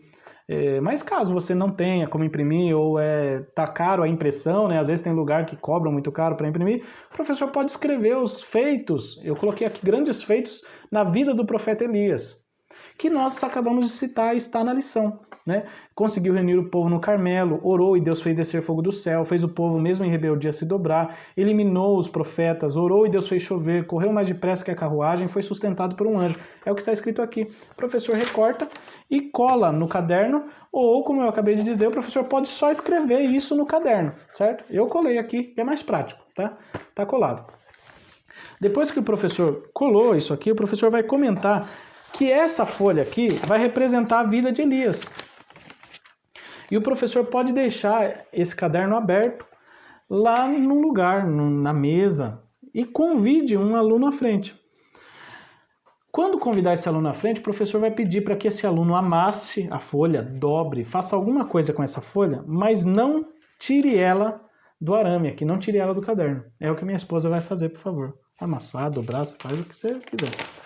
Só não pode rasgar nem tirar ela do lugar. Tá ótimo. Bem amassado, né? Mais ou menos como a Jezabel fez com Elias, coitado. É o que a gente vai ver aqui. Elias, ele sofreu uma opressão. Elias, ele estava sendo oprimido, ameaçado, olha as condições. Mesmo tendo, Deus fez tudo o que tinha feito com ele. Mas representa, então, tudo que a minha esposa fez aqui, que o aluno vai fazer aí, representa toda a frustração e desânimo que sobreveio sobre Elias. O professor pode comentar também que assim como ela não tirou a folha do caderno, ou o aluno aí no caso, assim também Elias, ele não saiu da presença de Deus, nem se afastou dele não. Nós podemos representar que esse arame aqui representa a comunhão com o Deus verdadeiro. E Elias não se desgrudou não de Deus. Ó, a folha continua aqui, tá amassado, tá, mas continua aqui. Mesmo no momento de desânimo, onde Elias pediu a morte, mas ele não se arrancou daqui. Ele falou assim, se o senhor quiser soltar, o senhor solta, mas eu não solto não. Então é tremendo, irmãos. Tem gente julgando Elias à toa aí. Não, Elias foi um homem de Deus, sujeito às mesmas paixões que nós, sofreu. Às vezes você está se sentindo amassado desse jeito aqui também, mas não se solte de Deus, da comunhão com Deus. Após isso, o professor pode fechar o caderno. Vai ficar meio aberto, né? Mas o professor vai fechar o caderno com a folha e vai falar, ó, a folha não está mais aparecendo. Assim como também Elias teve que fugir e se escondeu e foi para uma caverna, ninguém mais viu Elias, por mais que estavam procurando. Tem momentos que acontece isso na nossa vida. E nesse momento de perseguição, onde nós estamos escondidos, Deus ele faz coisas lindas, Deus ele trabalha. E aí o professor chama um outro aluno. Então, aquele aluno foi embora, chama um outro aluno, peça para que esse aluno encontre a folha que está amassada, que o primeiro aluno amassou, fale para ele desdobrar a folha, desamassar, e escrever na parte de trás, que está em branco ainda. Não acabou, vírgula, tem mais. Peça para ele escrever isso. E aí eu vou entregar para minha esposa, ela vai encontrar onde está a folha que o outro aluno tinha amassado. Claro, ela vai fazer os dois papéis, então ela vai desamassar, que não vai ser tão fácil, mas vai desamassar e ela vai escrever na parte de trás. Não acabou, tem mais. E aí, quando o professor explica para o aluno isso, o professor, depois que ela escrever, nós vamos esperar ela escrever, ela vai escrever. Enquanto ela estiver escrevendo, o professor pode comentar que Deus estava trabalhando na vida de Elias. E mesmo quando Elias estava escondido, Deus foi lá e encontrou e achou Elias. E continuou falando com ele. Porque o nosso Deus é Deus misericordioso, é Deus compassivo, é Deus que não abandona, Deus que não se esquece. E aí ela está escrevendo, é como se Deus estivesse falando com Elias. Falando para ele, virando a página ali, mostrando para ele. E ela vai mostrar para os irmãos aí, e está escrito, ó, não acabou, tem mais. E aí o professor pode pedir para que o aluno leia em voz alta na classe o que ele escreveu, e depois o professor pode comentar que além de Deus designar mais tarefas para Elias, falando que tem mais, né, que tinha uma folha inteira para preencher ainda, Deus ainda o encorajou com a notícia de que haviam mais 7.000 pessoas que não tinham se ajoelhado diante de Baal, irmãos, que decidiram ficar puros ali, sem idolatria. Olha que notícia boa você saber que não está sozinho. Assim como essa folha não está sozinha, tem outras aqui, Elias recebeu a notícia de que ele não estava sozinho nessa. Tinha mais gente que escolheu fazer a vontade de Deus também. E Elias, então, não estava sozinho na escolha de fazer a vontade de Deus. E você também não está sozinho, professor. Para encerrar, então, o professor pode concluir dizendo para os alunos: Deus compreende nossos momentos de desânimo. É o que está na síntese do tópico 3. Deus compreende nossos momentos de desânimo, de fadiga, pois eles fazem parte da nossa humanidade. E Ele ainda vai ao nosso encontro e diz: não acabou, tem mais. Você crê assim? Nós vamos para concluir, vou pedir que minha esposa fique aqui ainda. Na conclusão diz lá que a vida de Elias é um grande exemplo para todo crente que fielmente serve ao Senhor. Ainda que quase todos estejam contaminados pela idolatria, injustiça, o cristão não pode perder o ânimo e a vontade de lutar pela causa do Senhor. Elias é exemplo do cuidado e da fidelidade de Deus. Quando o crente fiel decide seguir o que a palavra de Deus ensina e não aquilo que a maioria acha que está certo. Seja firme, vai de acordo com o que a Bíblia diz. Ah, mas não sei quem falou para falar assim. Não, você tem que ir de acordo com o que a Bíblia, a palavra de Deus fala, de acordo com o que a vontade do Senhor nos nos quer, Ele tem vontades. Nosso Deus é um Deus vivo, Ele age. Então que nós façamos a sua vontade. Eu quero aqui desde já agradecer aos irmãos que têm orado por nós, que têm contribuído conosco, né, em oração, com palavras de ânimo. Tem irmãos que têm contribuído financeiramente. Eu quero aqui agradecermos, nem sei como recompensar, a gente não cobra para fazer essa obra, a gente sempre fala para os irmãos, mas tem irmãos que têm sentido de ajudar essa obra e têm ajudado, e nós queremos agradecer. Não só estes, mas eu sei que tem muitos irmãos orando por nós, em nosso favor. Eu quero agradecer muito a todos nós, a nossa família, né, nós somos muito gratos a Deus por isso. E quero também lembrar os irmãos, né, que os irmãos deixem aqui seu comentário. Se você chegou aqui até esse ponto da lição, escreva, não acabou, tem mais. Se você crê nessa palavra, escreva aqui, não acabou, tem mais. E nós vamos ver todos os comentários. Se quiser deixar algum comentário, alguma dúvida, nós vamos ler todos os comentários. Às vezes não dá tempo de responder todos, mas a gente vai deixar pelo menos um coraçãozinho. Se você receber um coraçãozinho aí, você tem certeza que eu li, tá bom? E nós lemos todos os comentários ali, vemos todos os irmãos que precisam de um auxílio, de uma ajuda. Os irmãos podem entrar em contato conosco. Também tem aqui embaixo o link para clicar e entrar e falar conosco pelo WhatsApp, caso os irmãos precisem, tá bom? E a gente agradece. Os irmãos lá no Instagram também, que estão marcando a gente está republicando lá. Tem vários irmãos fazendo dinâmica, marcando. Vai lá no nosso Instagram, posta no seu stories, marca lá, @texto.aureo. E aí vai chegar pra gente, a gente vai republicar, irmão. Tem muita gente vendo. E o que é lindo é que tem irmãos se animando a fazer as dinâmicas, a levar o material para a sala de aula. Tá maravilhoso. Lá no nosso Instagram tem leitura diária, no Facebook também. Você vai lá, todos os dias tem uma leitura diária referente à lição. E você pode ler, tem uma imagem bonita, você compartilha com seus amigos, na sua linha do tempo aí, você compartilha e muita gente vai ser abençoada, tá certo? Deus continue abençoando a todos os irmãos, tenham uma excelente aula e até a próxima. Pai Senhor.